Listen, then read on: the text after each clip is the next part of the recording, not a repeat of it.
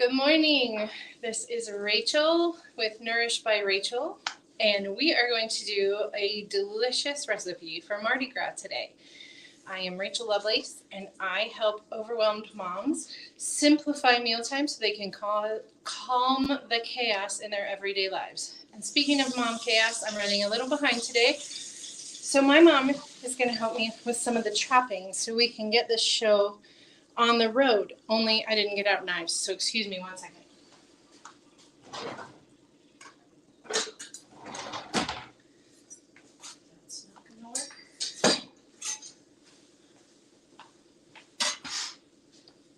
So we are going to make a baked jambalaya recipe that I found online that sounded fairly easy and fairly quick and delicious. So first thing is I'm supposed to have 2 cups of chicken broth. I do not, but I love better than bouillon for these moments because it's not half a carton of chicken broth sitting in the fridge getting spoiled because I only needed 2 cups for a recipe and it holds 4. So that's what we're going to do there. 1 teaspoon is for 8 ounces. This needs 2 cups. A tablespoon is technically 3 teaspoons, but I like it to be richer rather than waterier. So we're going to do all of our 2 cups with a tablespoon.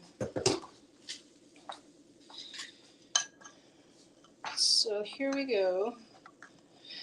Incidentally, I made a delicious recipe last night to celebrate Mom's birthday with a mushroom risotto. And always before, with a risotto recipe, I have made the broth, warmed the broth in a pan alongside the pan of risotto, and ladled it in little by little.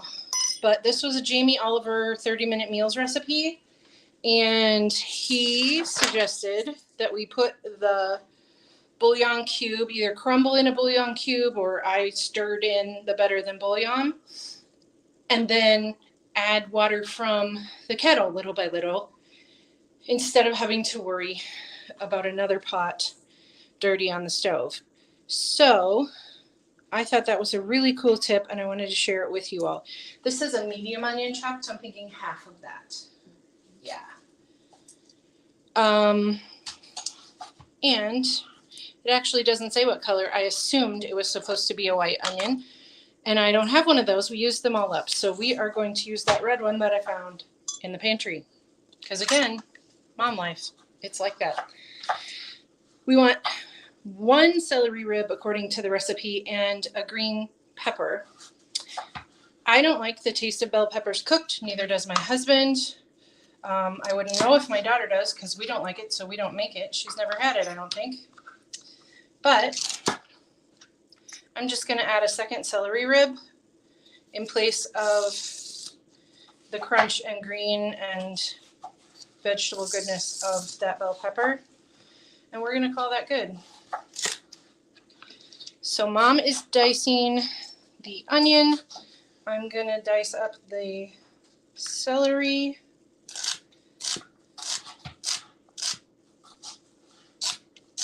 Do keep your fingers back when you are chopping, especially if you're trying to go fast.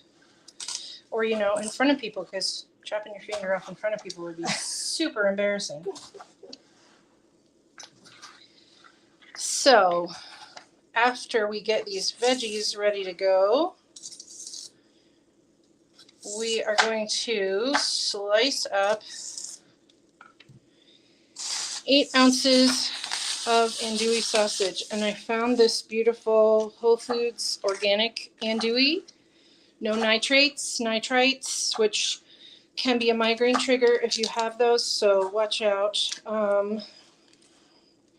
Humanely raised chicken, etc. This is 12 ounces, so I'm thinking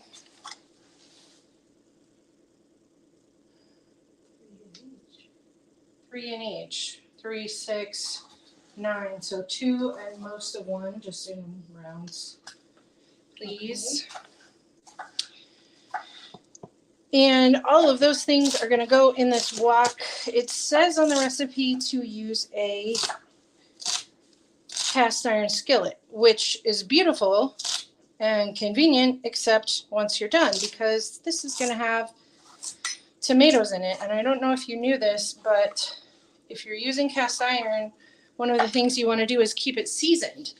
And by seasoned, we mean a good coating of an oil in the bottom that's not going to go rancid. So I use my avocado oil spray to re-season mine when I need to. If you use something acidic like lemon juice, tomatoes, those kinds of things will actually strip the oil coating off of that cast iron, which means it has to be re-seasoned from start after you're done doing that. So I'm going to use this big wok because I know it's oven safe as well. And this is baked jambalaya, so it's going to go in the oven. And because I know it's so big, I'm not going to run the risk of things dumping out on the sides when I'm trying to stir and all of that, no matter how much I add to it. So I should have printed this on 2 separate sheets so I didn't have to keep flipping. It says preheat the oven to 325. Let's move that shelf down that we had up high last night.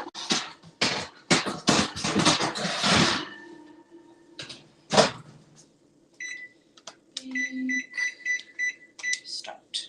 Okay, that's going. Heat oil in a 12-inch cast iron skillet. This is canola oil, but in my insatiable learning about healthy eating, I have learned that canola oil is actually not that good for you. And there's a cat hair in this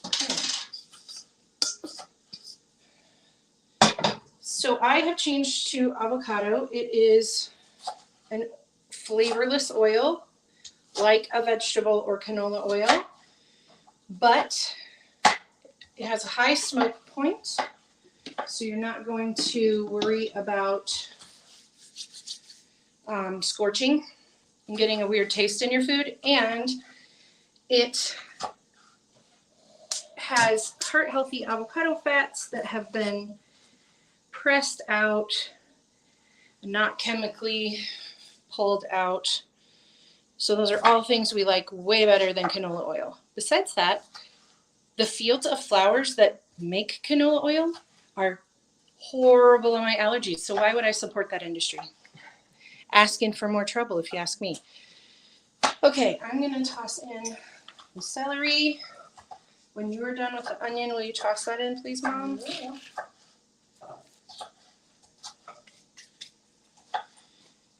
And we can move on to a couple of next steps. Excuse me, just 1 second. Okay, we've got our broth. What is the next thing to prep?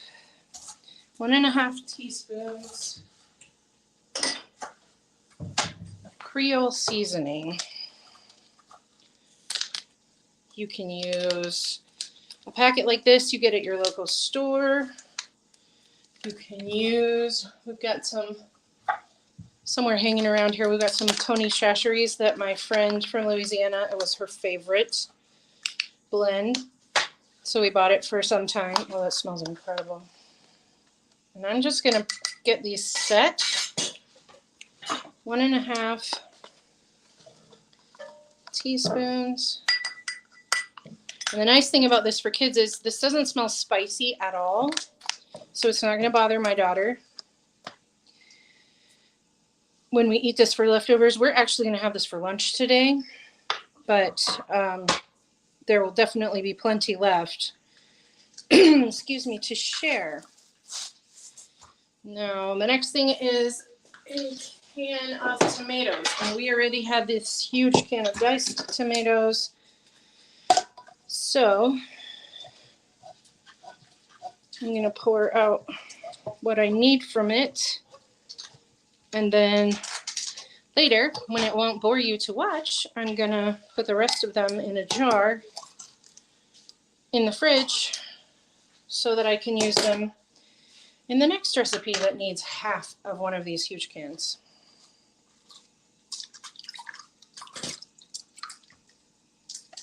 There we go.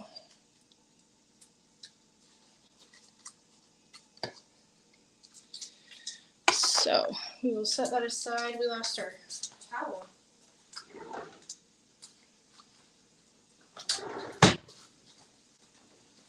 All right.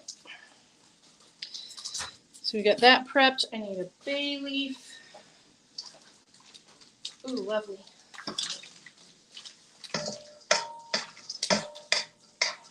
And those, once they're cut in rounds, Mom, I go straight in here with this. Okay.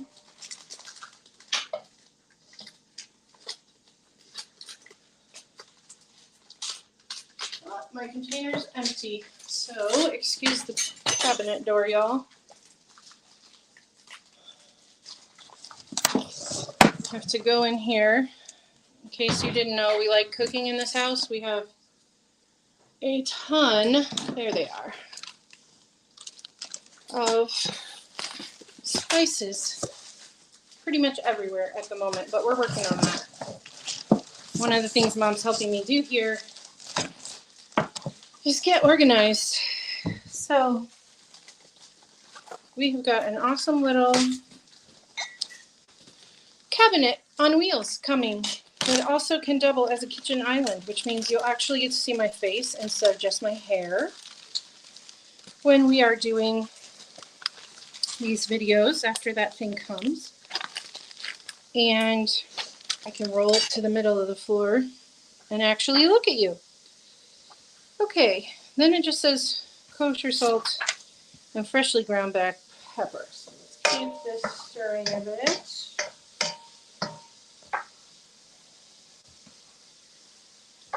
It's so nice to have these high sides. I don't have to be super careful about my stirring. So,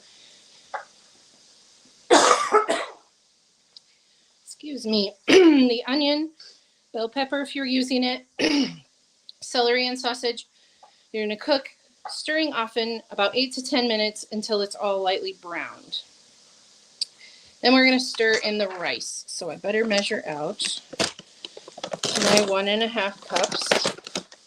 And it specifically asked for jasmine rice in this one. So that is what I got, because we do not have any of that in the house. You said most of the third one, right? Half, I think.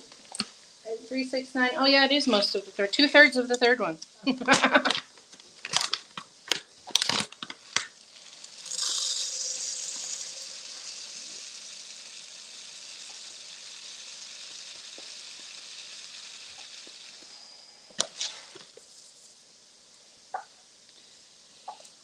Let's see. Well, that's only a cup. You need another half. So the rice is going to stir in after those 8 to 10 minutes. There we go. And then, of course, the broth will follow to help cook the rice, as well as the tomatoes will go in there at that time. Creole seasoning and the bay leaf. And then we're going to season it with salt and pepper, and it says cover with foil, although this pan has a lid, so I'm just going to throw the lid on. Then you bake it for 45 to 50 minutes, which I will obviously not make you wait for. Pull it out, stir in your shrimp, which I have over here. It says peeled and deveined, and these are wild caught Gulf shrimp. We only need half that bag. That's a 2-pound bag, so don't freak out that I'm putting that much in. And then you're going to bake it covered again just until the shrimp are opaque throughout, which only takes 5 to 7 more minutes. So it takes about, I would guess, 1 hour and 20 minutes to make this recipe. This is definitely something you would want to do on a night when you have that kind of time. And something I think that your kids could definitely help with is putting each different ingredient in the pan if they're old enough to understand to not actually let their skin touch the pan.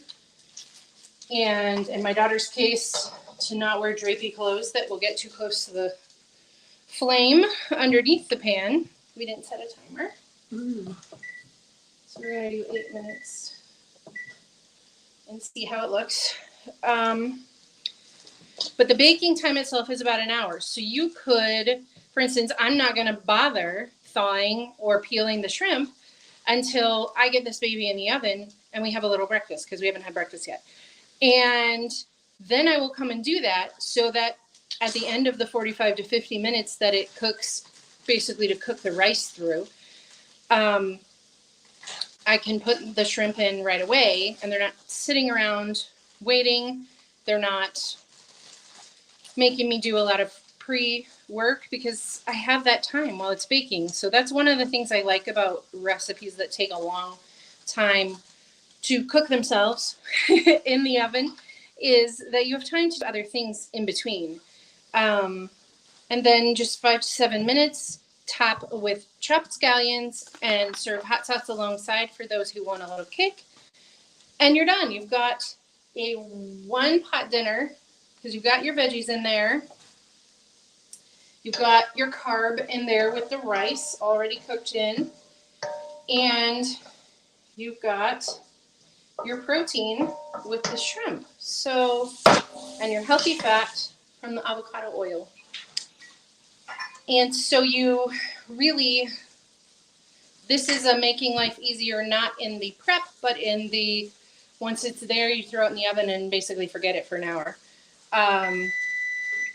Situation. Okay, our oven is hot for us. And I was going to say something, which now I have forgotten. But, oh, my daughter does not like shrimp. It's a texture thing. I'm sure she'll get over it at some point. But right now, if it's got shrimp, it's a no-go for her, which is one of the reasons we're having this for lunch. But you could also cut up some chicken that could cook in there with the rice and do chicken instead, or chicken as well, or take some extra chicken you have left over from another night and just warm it through and serve it on their plate without the shrimp. There are all kinds of ways that you can tweak things to fit your family, to fit your likes and dislikes, like me leaving out the green pepper, and to fit your time, like the bouillon that's already ready and waiting for its turn to go in. So that is all I have for you today. We've gone already almost 20 minutes, so I don't want to take up any more of your time. But I hope you have a wonderful Mardi Gras. I don't know why I can't say that today. Mardi Gras and a delicious week. See you next time.